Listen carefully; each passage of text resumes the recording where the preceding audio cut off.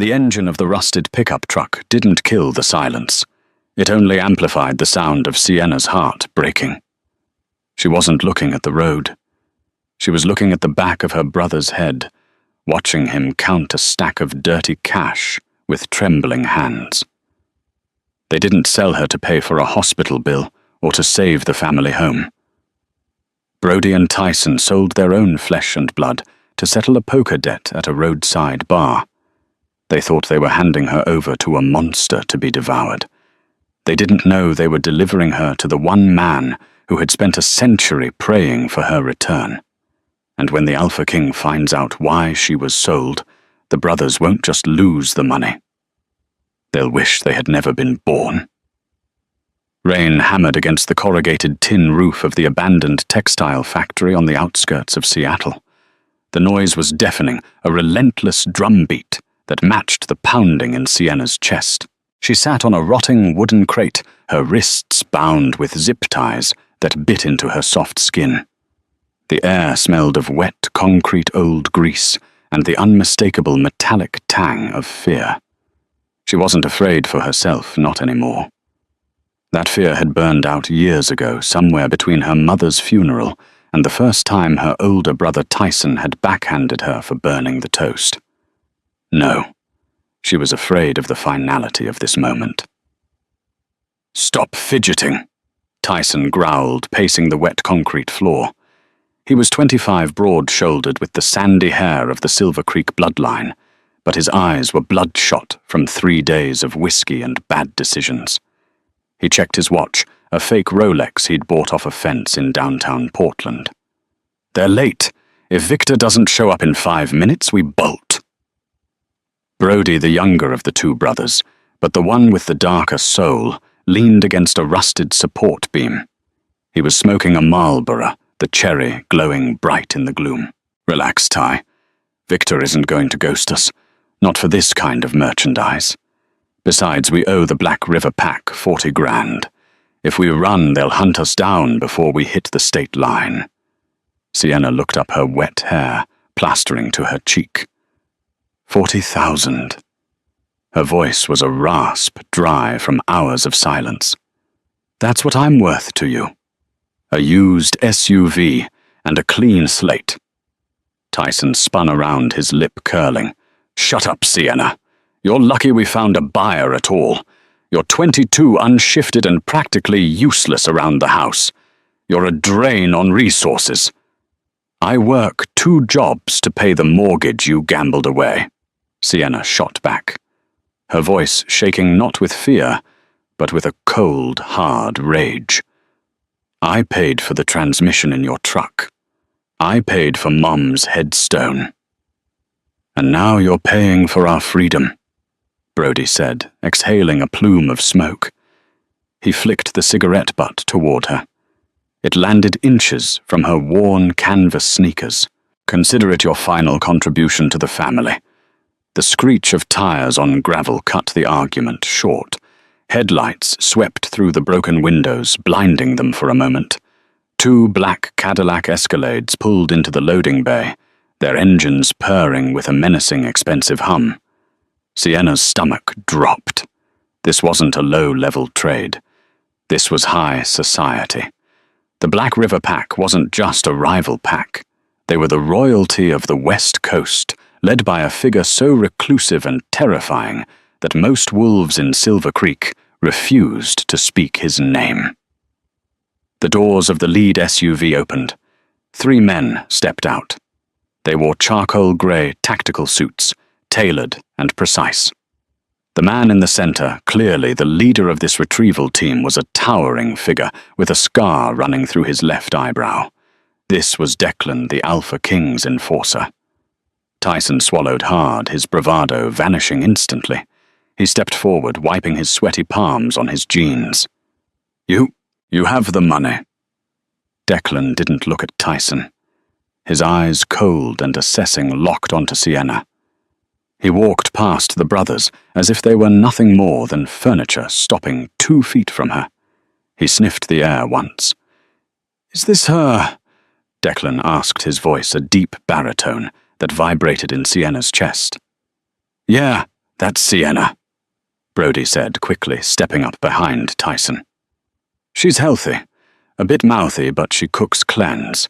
She's good for whatever the king needs." Declan ignored him. He crouched down, bringing his face level with Sienna's. He pulled a small device from his pocket, a DNA scanner. "Finger," he commanded. Sienna hesitated, then extended her bound hands. Declan pricked her finger with a startling gentleness. The device beeped. Match confirmed. Declan stood up, his expression unreadable. He turned to one of his men. "Secure her in the rear vehicle. Give her a blanket. It's freezing in here." "Wait a minute," Tyson interjected, stepping into Declan's path. "The deal. 40 grand. Cash." Declan looked at Tyson with a mixture of boredom and disgust. He snapped his fingers.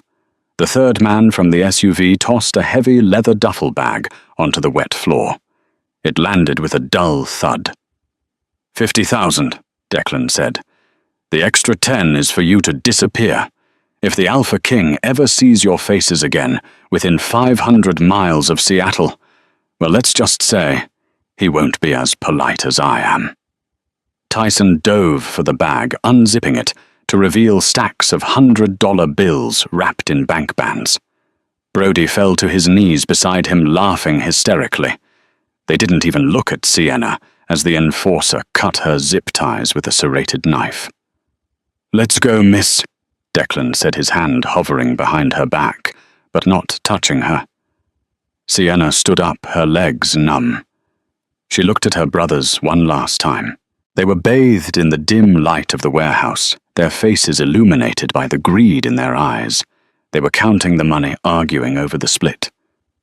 "Goodbye, Tyson. Goodbye, Brody," she whispered. They didn't hear her. They didn't care. Sienna walked out into the rain, flanked by the enemy, leaving the only family she had ever known behind in the dirt. She thought her life was ending.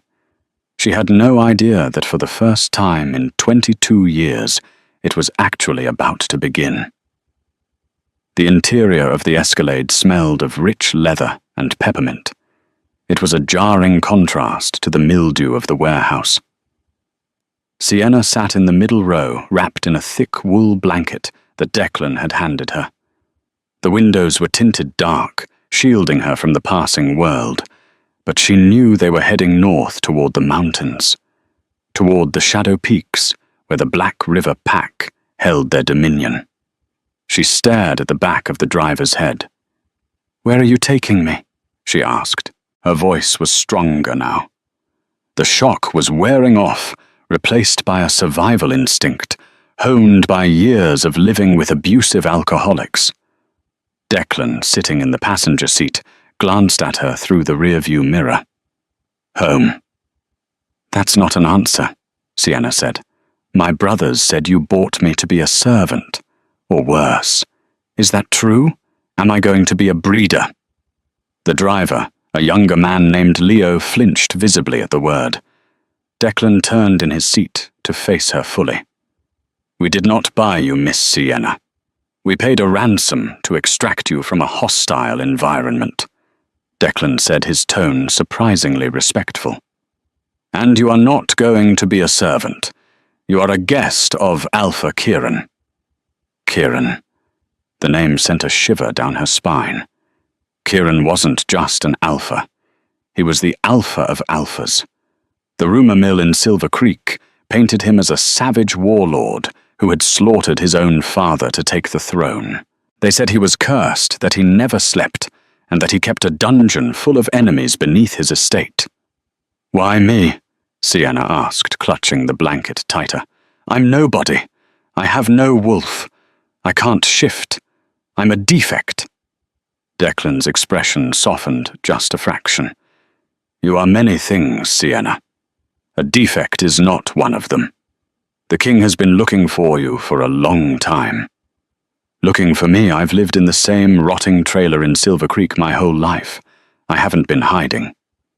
"Some things are hidden in plain sight," Declan murmured, turning back to the road. "Rest. We will be at the Obsidian Manor in 20 minutes." The rest of the drive was silent. Sienna watched as the scenery changed from the urban sprawl of Seattle to the dense, towering pines of the Cascades. The road wound upward higher and higher until they passed through a massive iron gate flanked by 2 stone gargoyles. The estate was breathtaking. It wasn't a fortress. It was a masterpiece of modern architecture blended with ancient stone. Floor-to-ceiling glass walls looked out over a precipice glowing with warm amber light against the dark, rainy night. The car stopped. Leo opened her door. "This way, miss." Sienna stepped out onto the cobblestone driveway. The air here was thin and crisp-smelling of pine needles and ozone. A double door made of dark mahogany opened, and a woman in a severe black suit stepped out. She looked like a housekeeper, but she moved with the predatory grace of a warrior. "I am Martha," the woman said, bowing her head slightly. "Follow me. The Alpha is waiting in the library." Sienna's heart hammered against her ribs. She was ushered through a grand foyer with marble floors that reflected the crystal chandelier above. They passed hallways lined with oil paintings of stern-faced men and women, Kieran's ancestors, she assumed. They stopped in front of a heavy oak door at the end of the east wing. Martha knocked once, then opened it. "Go on," Martha whispered. Sienna stepped inside. The library was cavernous, lined with shelves that reached 20 feet high. A fire crackled in a massive stone hearth, casting dancing shadows across the room. In front of the fire, sitting in a leather armchair, with his back to her, was a man. He was holding a glass of amber liquid, his hand large and powerful. He didn't turn around immediately. "Close the door," he said. His voice was low, rougher than Declan's, like gravel grinding against velvet. Sienna pushed the door shut. The click of the latch sounded like a gunshot in the quiet room. "My brothers," Sienna started, needing to break the tension. "They sold me. They said I belonged to you now." The man stood up. He was massive, easily 6'5", wearing a black button-down shirt with the sleeves rolled up to reveal forearms corded with muscle and covered in faint white scars. He had hair the color of midnight and eyes that were a startling, piercing gold. He turned slowly. When his gaze landed on her, the glass in his hand shattered. Whiskey and shards of crystal fell to the rug, but he didn't seem to notice the blood dripping from his hand. He stared at her as if she were a ghost, as if she were a miracle. He took a step forward, inhaling deeply. His eyes widened, his pupils dilating until the gold was almost swallowed by black. "Sienna," he breathed. It wasn't a question. It was a prayer. Sienna backed up, hitting the door. "Who are you? How do you know my name?" Kieran stopped, sensing her fear. He held up his uninjured hand in surrender. "I know your name," he said, his voice trembling with suppressed emotion. "Because I have whispered it every night for 20 years. He reached into his pocket and pulled out a small, tarnished object. It was a silver locket, shaped like a teardrop. Sienna gasped. Her hand flew to her neck. I lost that when I was 5, at the state fair." "You didn't lose it," Kieran said softly. "You gave it to a boy who was crying behind the Ferris wheel because he had just lost his parents." The memory hit Sienna like a physical blow. The crying boy, the dirty face. She had been a child, unafraid, and she had given him her mother's locket to make him stop crying. She had told him it was magic. "You," Sienna whispered. "You're the boy." "I am Kieran," he said, taking another step, "and I promised you that day that I would return this to you. I promised I would protect you." He looked at the bruises on her wrist where the zip ties had been. A low growl rumbled in his chest, a sound so primal it made the windows rattle. "I failed," he snarled, the self-hatred evident in his tone. "I let those vermin touch you." "They're my brothers," Sienna said, confused by his intensity. "They are dead men walking," Kieran corrected her. He closed the distance between them but stopped inches away, careful not to crowd her. He smelled of rain cedar and something uniquely masculine that made her knees weak. "Why buy me?" she asked, tears pricking her eyes. "Why now? I didn't buy you Sienna." Kieran said, his golden eyes burning into hers. "I found you. My seers told me you were in danger. I saw your death in a dream 3 nights ago. I sent Declan to stop it." "My death? Your brothers weren't just selling you to pay a debt." Kieran revealed, his face hardening. "They were selling you to Victor, and Victor works for the rogue king of the South. They wanted you for a sacrifice, Sienna. To break a blood curse." Sienna's legs gave out. Kieran caught her before she hit the floor. He scooped her up into his arms as if she weighed nothing. "You are safe now," he vowed, carrying her toward the velvet sofa near the fire. "I have waited a lifetime to find you. I will burn the world down before I let anyone take you from me again." As she rested her head against his chest, listening to the steady, powerful thrum of his heart, Sienna realized the twist of fate. Her brothers had sold her to get rid of a burden, but in doing so, they had handed the Alpha King the one thing he needed to become unstoppable, his queen.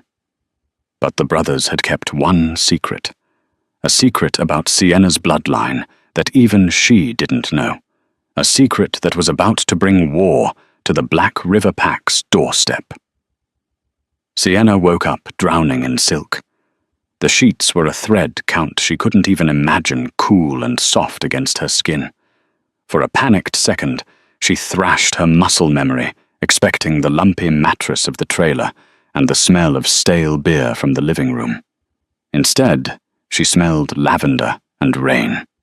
She sat up, gasping. The room was massive, larger than her entire childhood home. Floor-to-ceiling windows revealed a grey, misty morning over the Cascade Mountains. A fire was already crackling in a marble fireplace across the room, and there was a dog watching her. A massive German shepherd sat at the foot of the bed, his head cocked to the side. He didn't growl. He simply observed her with intelligent brown eyes. When he saw she was awake, he stood up, padded over to the side of the bed and rested his heavy chin on the mattress, whining softly. "Hey there," Sienna whispered, reaching out a trembling hand. The dog leaned into her touch. "Who are you?" "His name is Gunnar," a deep voice answered. Sienna jerked the sheets up to her chin. Kieran was leaning against the doorframe. He had traded the dress shirt for a dark grey cashmere sweater that hugged his broad chest.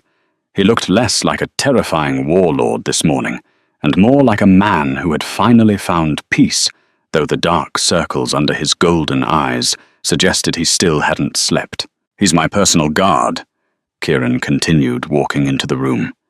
He carried a silver tray with a porcelain teapot and a plate of fresh fruit. "He doesn't like people, usually, but he seems to know you belong here." "I don't belong here," Sienna said, her voice small but firm. "I'm a defect, Kieran. You need to understand that. I'm 22 and I haven't shifted. In my pack, in Silver Creek, that makes me less than human. I'm a liability."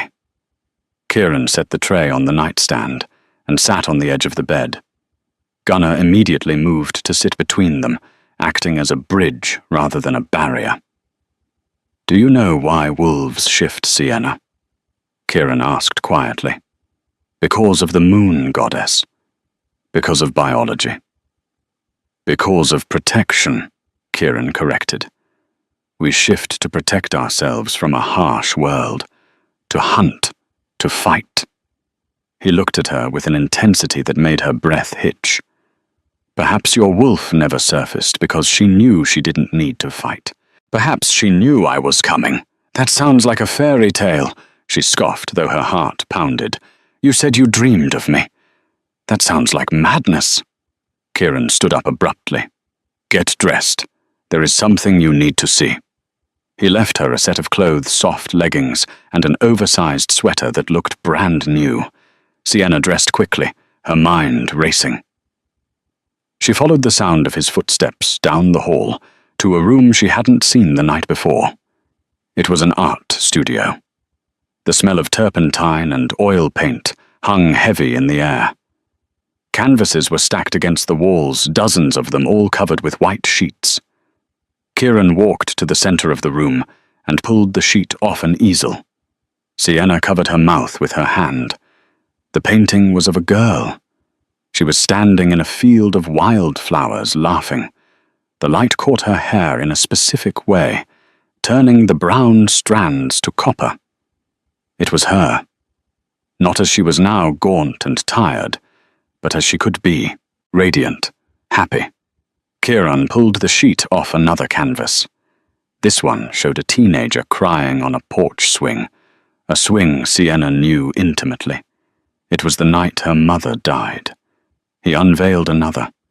Sienna sleeping curled up in a ball, wearing the faded oversized t-shirt she wore to bed every night. I have seen you every night for 15 years. Kieran said, his voice raw. I saw you grow up. I saw your first heartbreak. I saw when Tyson broke your arm, when you were 16 and told the doctor you fell off a bike. I felt your pain, Sienna. Physically. Sienna stared at the paintings, the tears streaming down her face. How is this possible? The locket, Kieran said. When you gave it to me, you gave me a piece of your soul, a tether.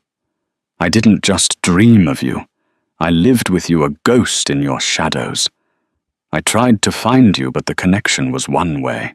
I could see you, but I couldn't see where you were until you walked past that sign for the Silver Creek Motel in my dream 3 days ago. He turned to her, his golden eyes pleading. You are not a defect, Sienna. You are my anchor. Without these dreams, without you, my wolf would have gone feral years ago. You saved the king before you even knew his name. Sienna looked at the man who was supposed to be a monster. She looked at the art that had been created out of love and obsession. For the first time in her life, she didn't feel invisible. She felt seen. I don't know how to be a queen, she whispered. Kieran stepped closer, reaching out to wipe a tear from her cheek with his thumb. I don't need a queen, Sienna. I need you. Just as he leaned in, a heavy knock pounded on the door. It was Declan. Alpha, Declan said urgently, not entering the room. We have a situation at the southern border, and there's a call for you. It's regarding the transfer of funds. Kieran's face hardened, the tenderness vanishing instantly. The Alpha was back. Handle it. It's not the bank, sir, Declan said, his voice grim. It's the brothers. They're claiming they have something else to sell. 40 miles south inside the neon-lit gloom of the Starlight Motel, the air smelled of stale cigarette smoke and desperation. Tyson sat on the edge of the cheap mattress, staring at his phone. The screen was cracked. Beside him, the duffel bag that had held $50,000 just 24 hours ago was looking significantly lighter. We shouldn't have gone to the casino, Ty. Brody moaned from the floor. He was nursing a black eye he'd gotten from a bouncer at the Lucky Strike an hour ago. We lost 30 grand in 4 hours. 30 grand. Shut up, Tyson snapped. I had a system. The dealer was cheating. The dealer wasn't cheating. You bet on black 10 times in a row. Brody sat up, wincing. We have 20 left. We need to leave the state. If the Black River Pack finds out we're still here—" "We aren't leaving," Tyson said, a manic glint in his eyes. He stood up and kicked a pile of dirty clothes aside. He reached under the bed and pulled out a rusted metal lockbox. It was their mother's box. They had grabbed it along with the rest of the junk when they cleared out the trailer, thinking there might be some jewelry inside to pawn. They hadn't opened it until this morning, looking for anything left to sell after their disastrous gambling run. "Ty put that away," Brody said nervously. "It's just papers." "It's not just papers, you idiot," Tyson hissed. He unlocked the box and pulled out a yellowed document. It wasn't a standard hospital birth certificate. It was thick parchment stamped with a wax seal, a seal that looked like a dragon coiled around a sword. "Look at the name Brody," Tyson said, shoving the paper into his brother's face. "Read it." Brody squinted.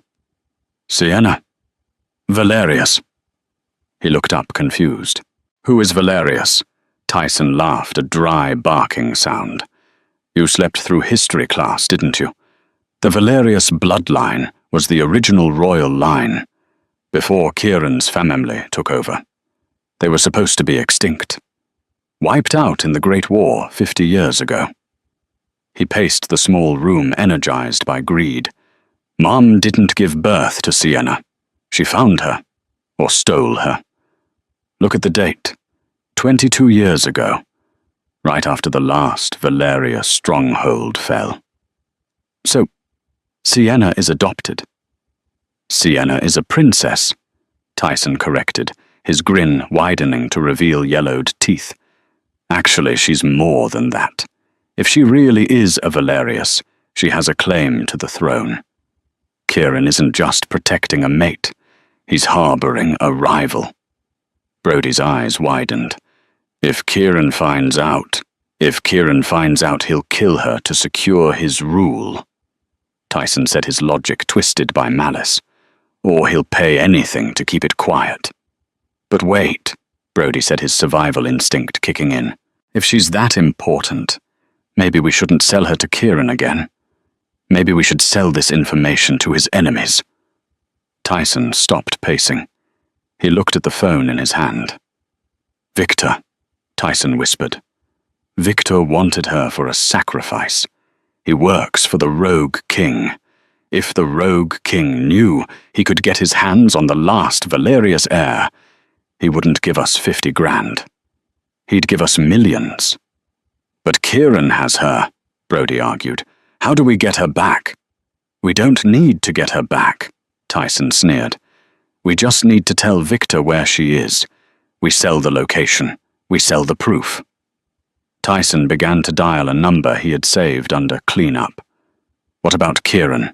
Brody asked. "He told us to run." "Kieran thinks we're scared little rats," Tyson said, pressing the phone to his ear.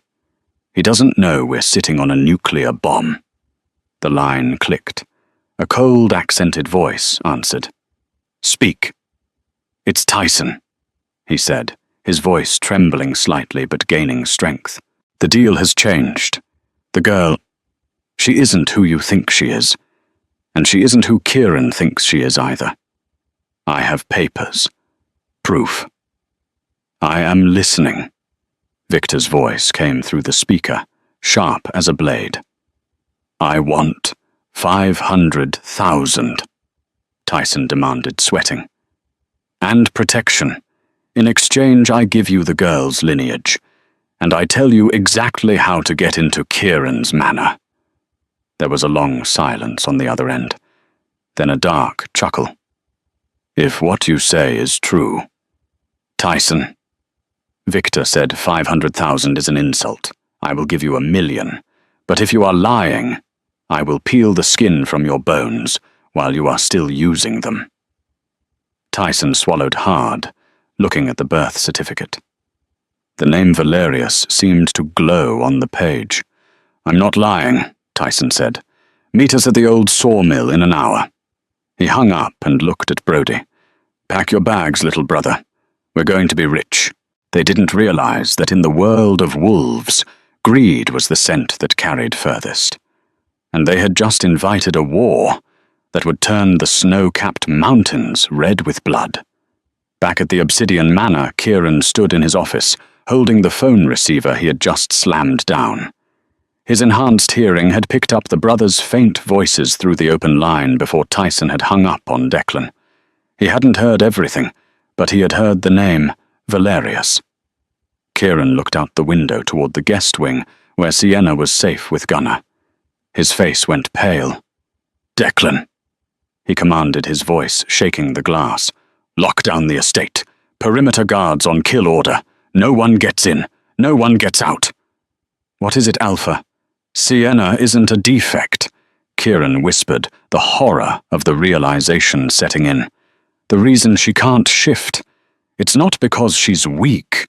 It's because the Valerius bloodline was sealed by magic to hide them." He turned to his enforcer, his eyes burning with a terrifying mix of protectiveness and fear. "If the seal breaks," Kieran said, "she won't just turn into a wolf, Declan. She will turn into something that can kill us all." The storm outside the Obsidian Manor had turned into a gale, thrashing the ancient pines against the stone walls. Inside, the atmosphere was even more volatile. Kieran paced the length of the library, the birth certificate that Declan had retrieved via a fax from the Hall of Records, crumbling in his fist. Sienna sat on the velvet sofa, her hands wrapped around a mug of tea that had long since gone cold. Gunnar, the massive German shepherd, was pacing with Kieran. His hackles raised a low rumble, vibrating in his throat that matched the thunder outside.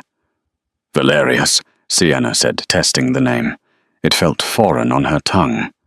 "I don't understand. If I come from a royal bloodline, why did I grow up in a trailer park eating boxed mac and cheese? Why did my adoptive mother, never tell me?" Kieran stopped pacing.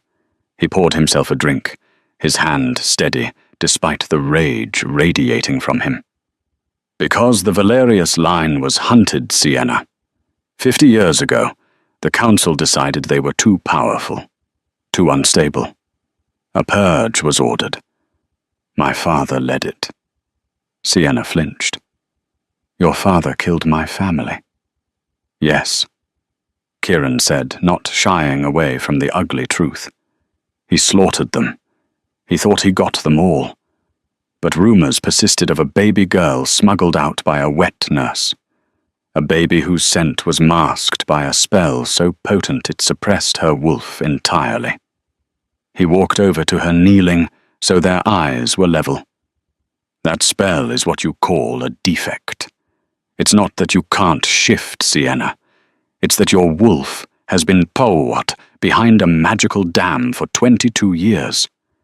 And if that dam breaks, the energy release could level this house." Sienna looked at her hands. They were trembling. "Tyson and Brody. They know enough to be dangerous," Kieran said grimly. "They know you are valuable, and they are desperate." Suddenly, the lights in the manor flickered and died. The emergency generator didn't kick in. The room was plunged into darkness, illuminated only by the dying embers in the fireplace and the occasional flash of lightning. "Stay down," Kieran commanded, his voice changing. It wasn't the voice of a lover anymore. It was the voice of the Alpha King. The glass wall overlooking the cliff shattered inward. It wasn't the wind. Rappelling ropes swung through the broken expanse, carrying men dressed in black tactical gear. But these weren't ordinary soldiers. Their eyes glowed red. Rogues. "Gunnar guard!" Kieran roared. The German shepherd launched himself at the first intruder, his jaws snapping around the man's forearm with a bone-crushing crunch. Kieran moved with a speed that blurred the air, shifting mid-stride into a massive midnight black wolf. He tore into the attackers, a whirlwind of claws and fury. Sienna scrambled behind the heavy oak desk, her heart hammering against her ribs. She looked for a weapon, finding only a heavy brass letter opener. "Sienna!" The scream came from the hallway. It was Martha. Sienna peeked around the desk. The library doors burst open. Standing there, framed by the chaos, was Victor. He was a slender man, with a cruel aristocrat face and a silver-handled cane that concealed a blade. And behind him, cowering like beaten dogs, were Tyson and Brody. "Hello, Princess," Victor purred, stepping over the body of one of Kieran's guards. Kieran's wolf snarled, turning to face the new threat, but 3 rogues jumped on his back, pinning him down with silver-spiked nets. The Alpha King roared, thrashing, but the silver burned his fur, weakening him. "Stop!" Sienna screamed, standing up. "Don't hurt him." Victor laughed. "The king is resilient. I'm more interested in you." He gestured to the brothers. "Bring her to me." Tyson stepped forward, his face bruised and sweaty. "Come on, Sienna. Don't make this hard. Victor just wants to talk." "You sold me," Sienna spat, gripping the letter opener. "Again." "We made a business deal." Brody mumbled, refusing to meet her eyes. $1,000,000. We can go to Mexico. We can all start over." "There is no we," Victor interrupted coldly. He pulled a silenced pistol from his coat and shot Brody in the leg. Brody shrieked, collapsing to the floor, clutching his shattered kneecap. Tyson froze, his face draining of color. "You said no violence," Tyson stammered. "I lied," Victor said, bored.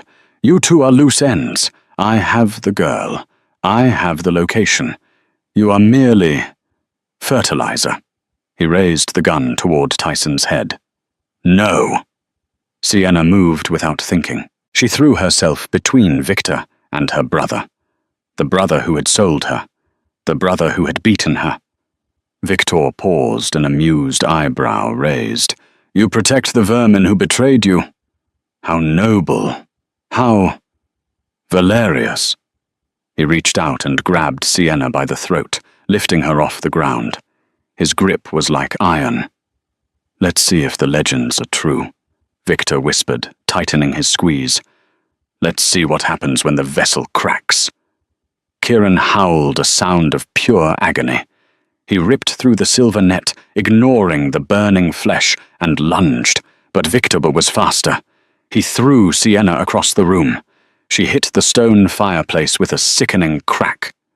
Pain exploded in her head. Darkness rushed in. She couldn't breathe. She couldn't move. She lay on the cold floor, watching Kieran fight a losing battle against a dozen rogues. She saw Tyson crying over Brody's bleeding body. She felt something inside her chest snap.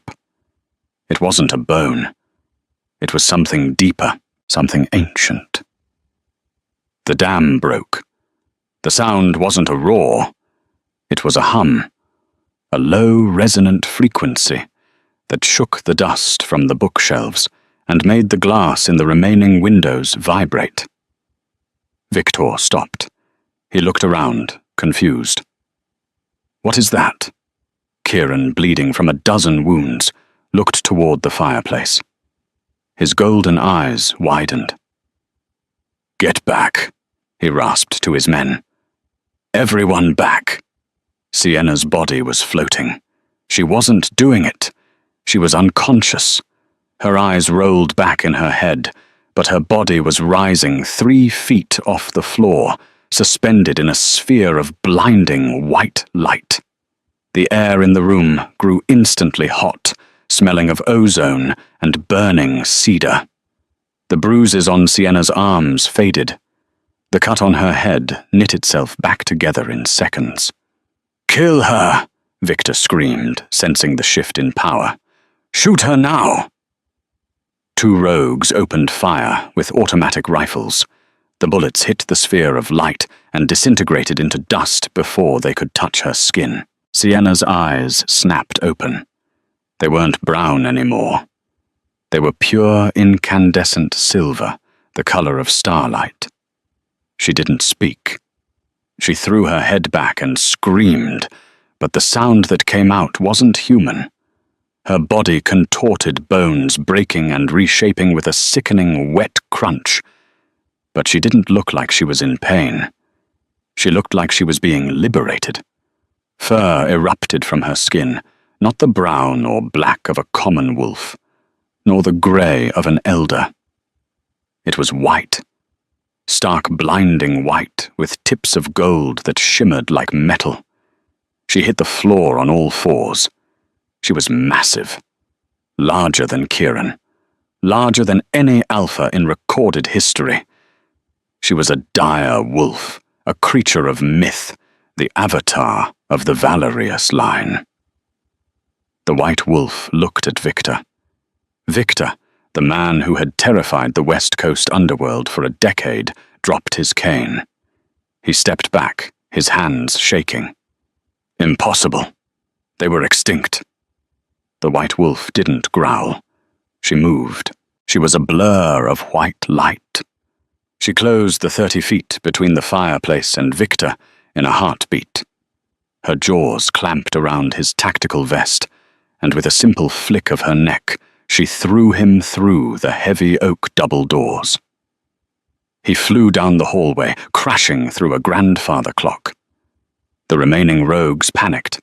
They turned to run, but Kieran had recovered. Energized by his mate's awakening, the Alpha King joined the fray. It was a massacre. Kieran and Sienna fought in perfect synchronization, a dance of shadow and light.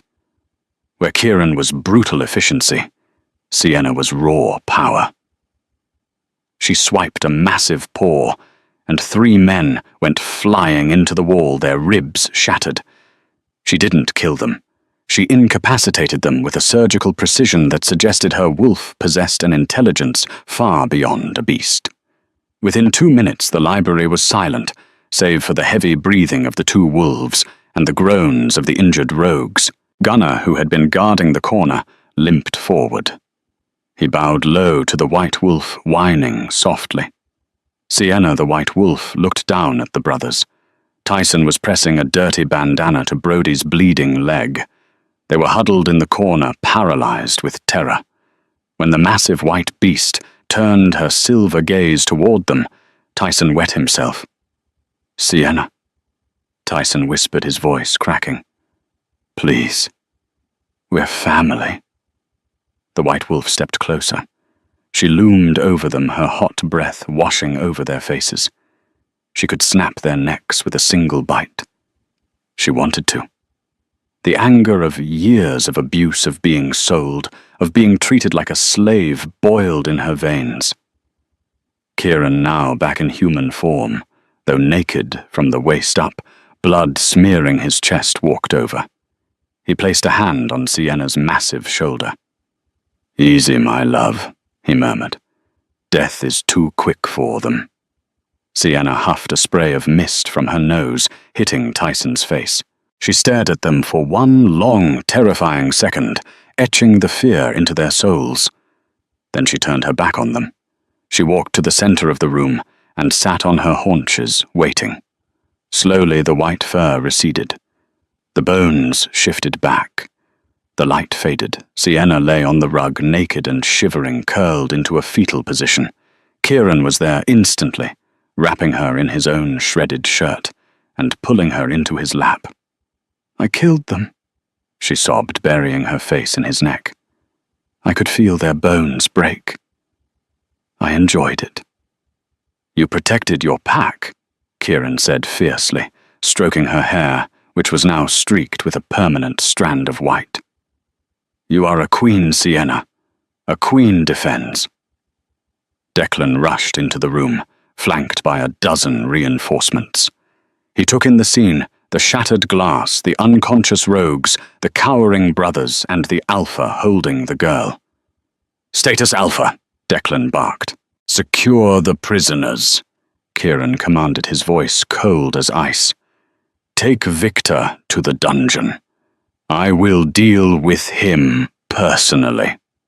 "And the brothers?" Declan asked, looking at Tyson and Brody with disgust. Kieran looked down at Sienna. "What is your will, my queen?" Sienna looked at her brothers. Brody was passing out from blood loss.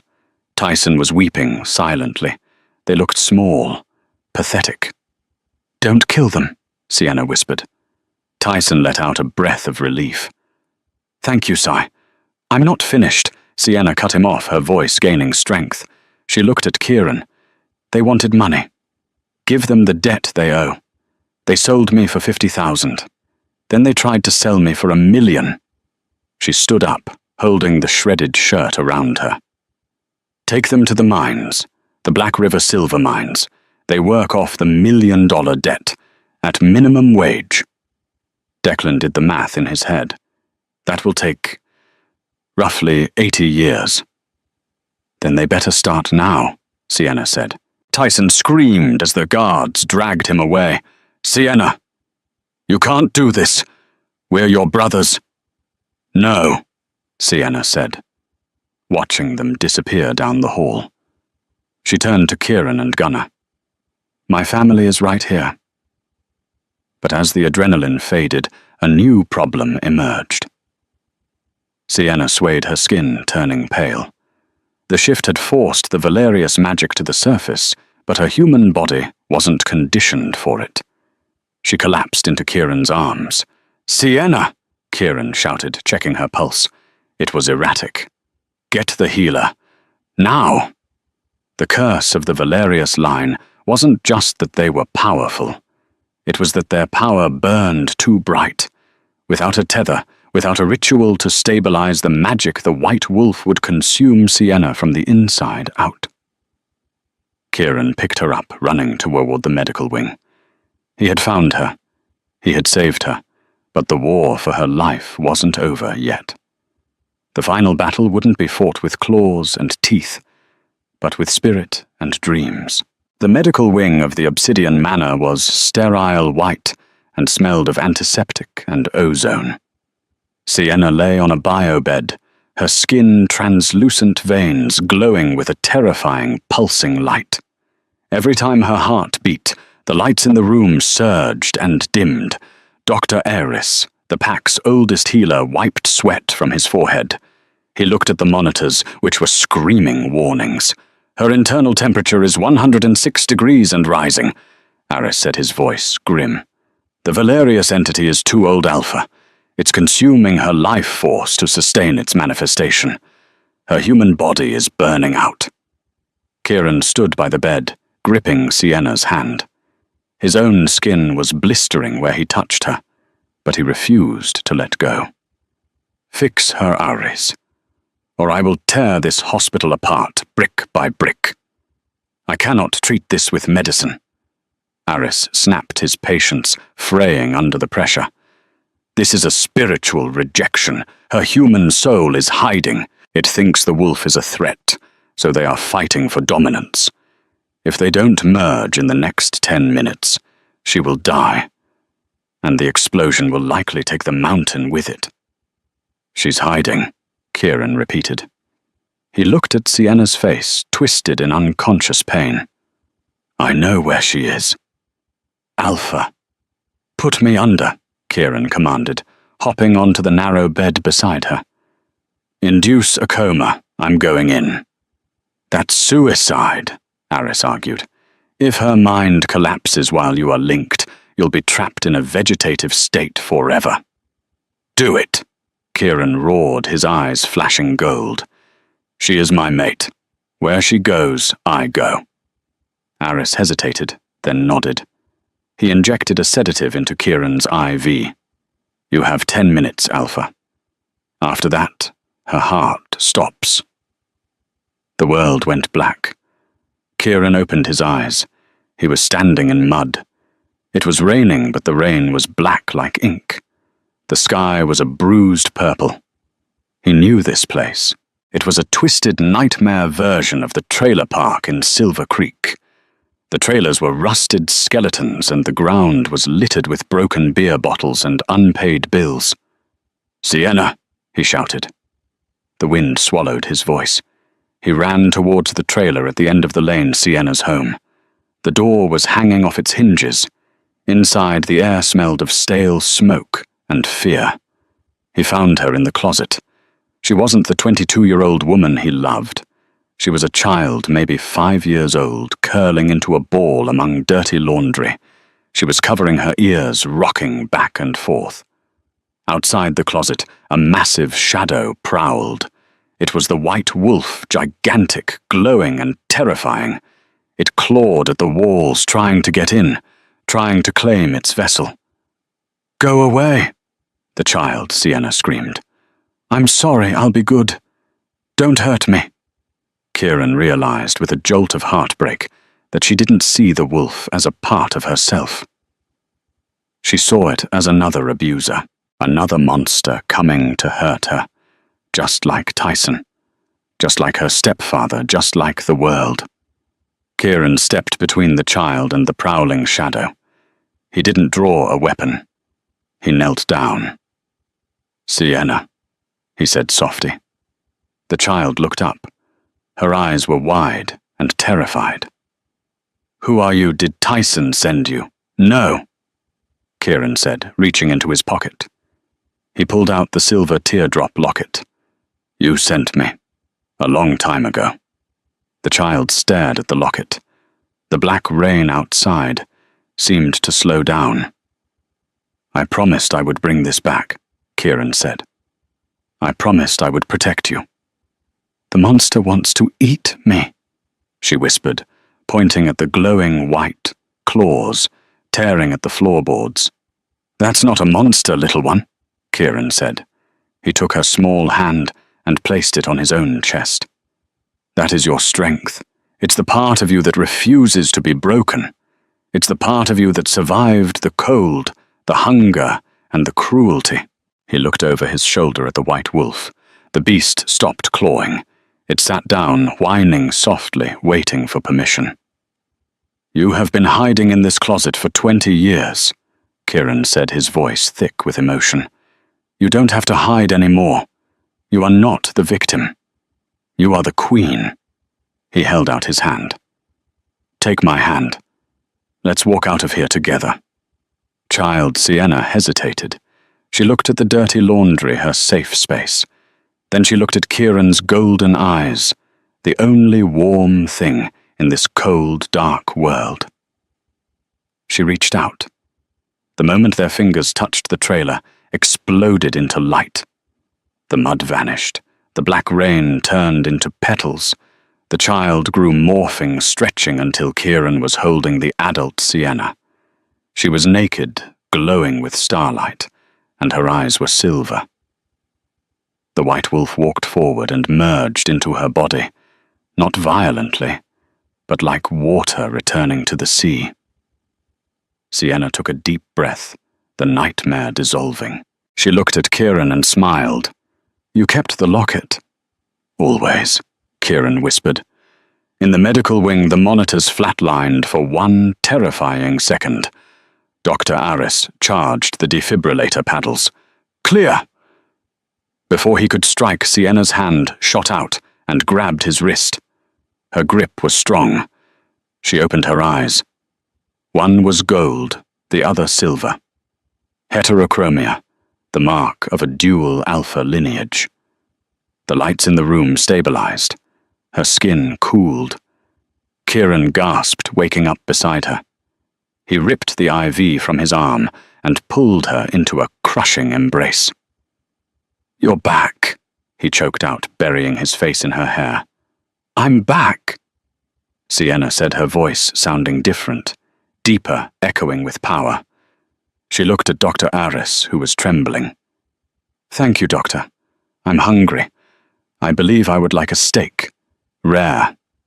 1 year later, the Black River silver mines were a place where hope went to die. Located 2,000 feet beneath the earth, the air was thick with dust, and the clang of pickaxes against stone never stopped. Tyson wiped grime from his face, coughing. His hands, once soft from holding nothing heavier than a deck of cards, were now covered in calluses and scars. He looked 20 years older. "Move it, maggot!" a guard shouted, whipping a cane across Tyson's back. Tyson yelped and swung his pickaxe harder. Next to him, Brody was pushing a heavy cart of ore. Brody didn't talk much anymore. The limp from his shattered knee made every step agony. A whistle blew. Lunch break. 15 minutes of stale water and hard bread. They sat on the cold rock floor. Above them, a small television screen mounted on the wall flickered to life. It was the only connection they had to the outside world, a cruel torture designed to show them what they were missing. The news anchor was smiling. And in global news, the Unity Ball is taking place tonight at the Obsidian Manor. King Kieran and Queen Sienna are celebrating the first anniversary of the Valerius Restoration. It is also rumored that the Queen will be making a special announcement regarding the royal heir. The screen cut to live footage. There she was. Sienna stood on a balcony overlooking a crowd of thousands. She wore a gown of shimmering white silk that looked like liquid moonlight. On her head sat a crown of woven silver and diamonds. She looked radiant, powerful, and terrifyingly beautiful. Beside her, Kieran looked at her with a devotion that made the whole world envious. And at their feet, sitting proudly with a diamond-studded collar, was Gunnar. Tyson stared at the screen, tears cutting tracks through the coal dust on his face. She looks happy, Brody whispered, his voice cracking. She was our sister. Tyson sobbed, the weight of his regret crushing him heavier than the mountain above. She was right there. We had a queen in our kitchen and we treated her like a slave. On the screen, Queen Sienna raised a hand, and the crowd went silent. She didn't look at the camera, but Tyson felt her gaze pierce through the earth straight into his soul. She had given them exactly what they wanted, a life where they didn't have to worry about money, because they would never see a penny again. Back at the manor, Sienna turned away from the balcony. Kieran wrapped his arms around her waist, his hand resting gently on the small bump of her stomach. "Are you tired?" he asked softly. "A little," Sienna admitted, leaning into him. "But I had a dream last night." Kieran tensed. "A bad one?" "No." She smiled, looking at the painting of the field of wildflowers that now hung in the great hall. "I dreamed of a little boy, with black hair and silver eyes. He was running with a puppy." Kieran kissed her forehead. "That sounds like a good dream." "It wasn't a dream, Kieran," she whispered, touching the locket at her throat. "It was a promise." From the trailer park to the throne, Sienna had walked through fire,